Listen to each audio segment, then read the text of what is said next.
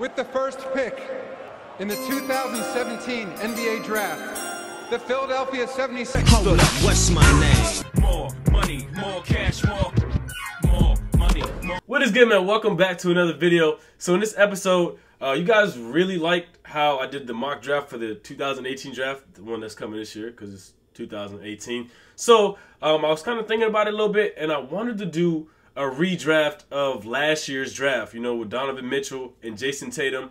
So I thought, you know what? Why not recreate that draft and then draft from the standpoint of the end of this season? So basically, you see how everybody had a rookie year. Now they're all going back to the draft and getting drafted again. So the 76ers will have the first pick, the Celtics will have the third pick, and the Lakers will have the second pick. So I think it'd be kind of cool, and just to do a scenario where if these NBA GMs had to do it all over again, who would they actually draft? So let's go ahead and jump into it. So the first pick of the NBA draft 2017, it would have to be Donovan Mitchell. Obviously, Ben Simmons may take the Rookie of the Year award, but he was drafted in 2016. So Donovan Mitchell, if the draft was done all over again, will get drafted to the 76ers. And if you think about this and think about who they already have in Ben Simmons and Joel Embiid, they already have 2 Rookie of the Years. So basically, they'd be adding 3 Rookie of the Years, and they're all under 22, which is crazy. And personally, Donovan Mitchell will fit this team perfectly. He's a combo guard. He can play point. He can play shooting guard.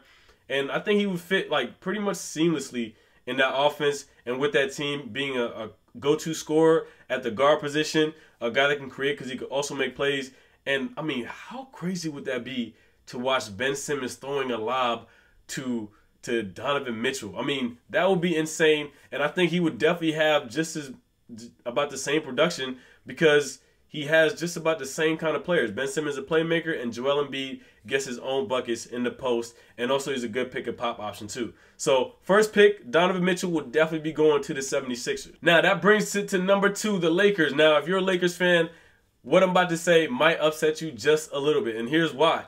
For the second pick, if the draft was done all over again, the Lakers will most definitely draft Jason Tatum. I mean, he's the second best player out of that draft, and I think he would fit pretty well with the Lakers team. I mean, if you have Brandon Ingram at the 3, Julius Randle at the 4, you could put Jason Tatum at the 2. He can play defense on those guards, and he could play with them and post them up. He's got a lot of height, and that would just make their lineup pretty deadly. I don't know who their point guard would be at this point now, but, I mean, if you had Jason Tatum, Brandon Ingram, Julius Randle as your young core, you have a pretty bright future. So, number 2, Jason Tatum would go to the Los Angeles Lakers. Now, that brings it to number 3. Now, if you're a Lakers fan, obviously, in the second pick, if you're a Lakers fan, you probably wouldn't like that because he's playing for the Celtics, and Celtics and Lakers are just like, you know the whole thing. But the third pick is the Celtics, and you guys are probably going to like this pick if you're a Celtics fan. And the third pick, actually, you might not like it. I don't know. It just depends on what kind of Celtics fan you are.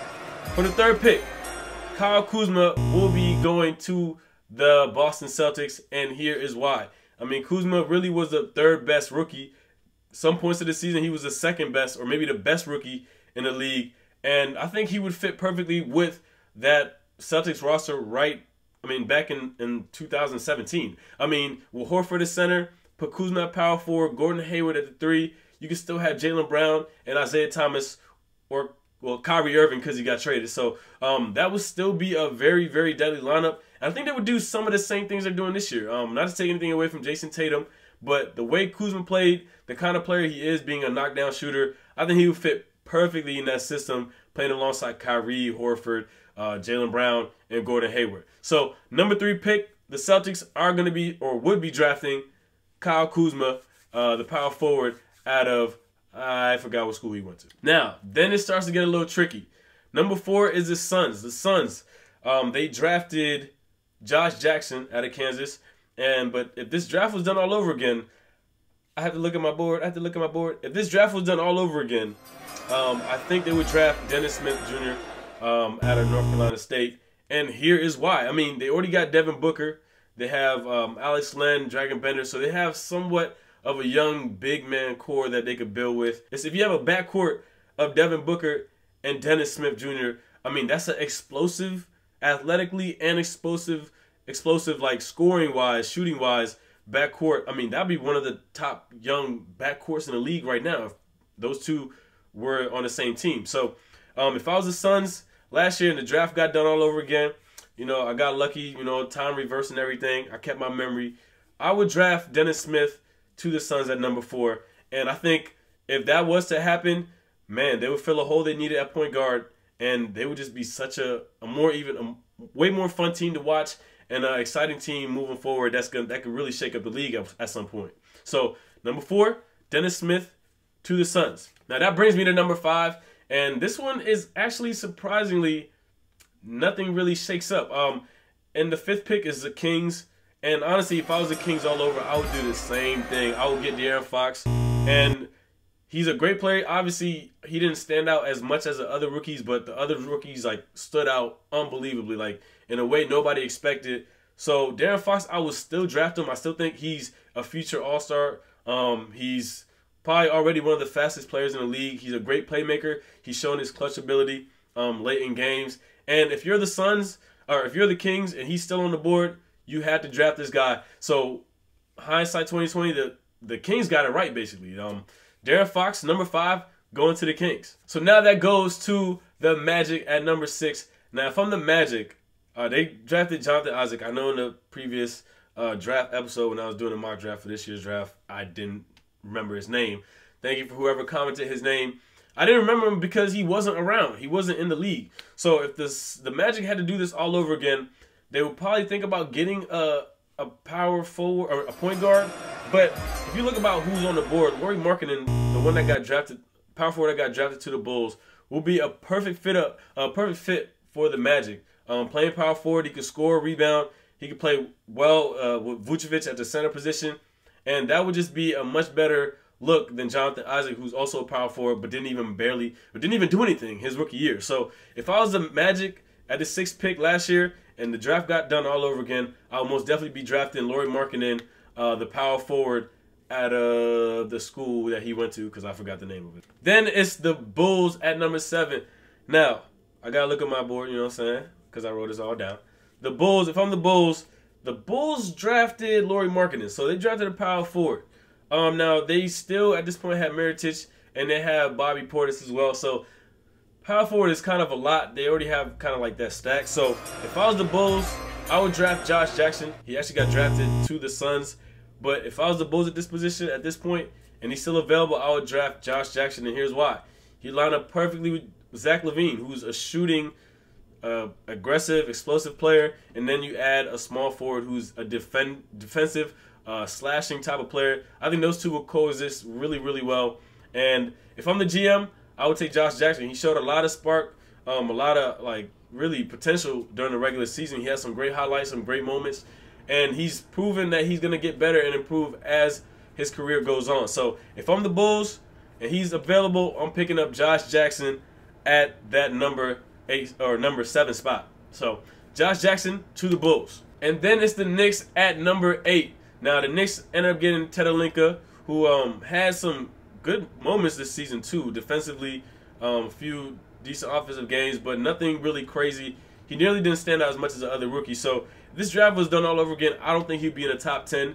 Another person you guys might notice hasn't been drafted yet is Markelle Fultz, and I'll explain why later. But if I'm the Knicks at this position, I'm drafting Lonzo Ball. Lonzo Ball still on the board. In his past season, his rookie season, he averaged like 9.7 rebounds, 8 assists, which is almost a triple-double. And a guy like that playing in the mecca of basketball with Porzingis and Cantor and Tim Hardaway, that would be a pretty fun team to watch. And, I mean, he's still in the limelight. He's not in L.A., but he would still be in New York City, which is crazy. I'm sure if he got drafted there, he would not have any complaints. And if I'm the Knicks and I'm doing this draft all over again, and he's available at that 7th spot, I'm drafting Lonzo Ball simply because his playmaking. He's shown to improve his shot as the season went on. Couldn't imagine him and Porzingis, two kind of unicorn-esque kind of players.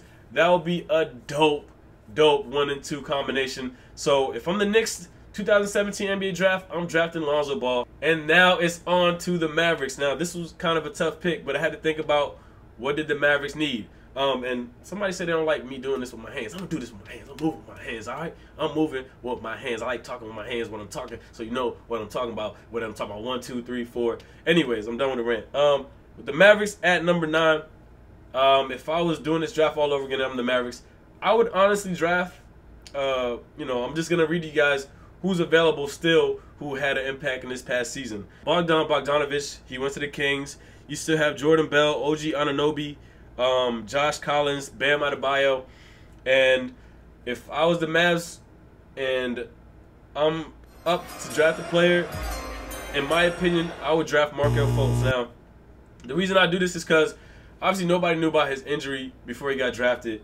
And in my opinion, yo, if you've seen him play in the regular season, like late in the regular season, he's a very, very good player. I mean, he is a good playmaking, scoring type of player, and he's very athletic. And I think he's going to be a future All-Star, in my opinion. I think he's going to be a player that gets over this rough rookie season and turns it all around. Like, people forget, not comparing him to this person, but Kobe averaged 8 points his rookie year. And people were not thinking he was going to end up being Kobe Bryant, if you know what I'm saying. So Markelle Fultz, I think he still has a high ceiling. The skills and some of the things that he can do on the court, you can't teach. He's from the DMV, where the best ballers are. The best ballers are from the D.C., Maryland, Virginia area. And since the best ballers are from the D.C., Maryland, Virginia area, and I'm the Dallas Mavericks at number 9, I'm drafting Markelle Fultz. They're going to obviously have a couple more bad seasons until Dirk retires. So I think that'd be a good young player they could work with, build up, and eventually he'll end up being a point guard that they could use for the future. So number 9, the Mavericks are drafting Markelle Fultz. The best players come from the DMV. And then it's number 10, Portland Trail Blazers. I had to think about this one because, well, of what they needed. Obviously, they have Dame, they have CJ McCollum, and I was just thinking about it. They have, obviously, Joseph, their center. So they really just need a power forward, small forward kind of player. And here's the few guys that I thought would fit perfectly in that team. I thought OG Anunoby, who ended up getting drafted by the Raptors, would be a good fit. John Collins wouldn't be a bad fit. Bogdan wouldn't be a bad fit. Maybe if they put him at a 3. But if I'm the Portland Trail Blazers at this point of the draft, I think the best player for them to draft would be Jordan Bell. He obviously got drafted by the Warriors. The Warriors have a very good front office when it comes to drafting players. And he's a player, obviously he's on a very stacked team, so he's not going to show the best of his ability. But if he got drafted by Portland, he might have ended up starting at power forward, and then they switched Minu to small forward. And because of basically all the stuff that he does, you can't teach. He's like a Draymond kind of player. He can play defense on the best big man. He can hustle, get rebounds, block shots, excite the crowd with some dunks.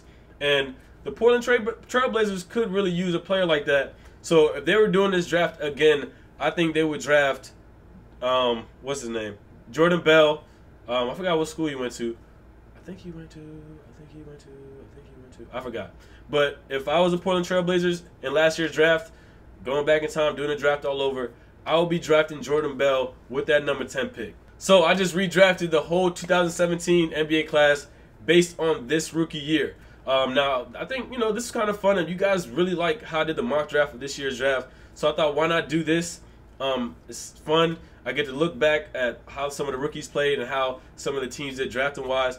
And I also think, if you guys want to see me redraft past drafts, maybe like the 2003 draft or the 1996 draft with Kobe and Steve Nash and all that, put that down in the comment section. I would love to do the research, see what players the teams had at the time, and then from there, do the draft all over based on the best players and what each team needed at that time. And if you guys want to see that, comment that down below.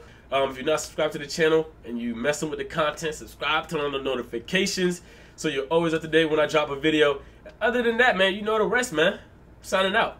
Peace. Look, I got $1 million schemes and $1 billion flows, $1 million schemes and $1 billion. I got $1 million schemes and $1 billion flows. I put my heart in this work, cause that's just all that I know. Look.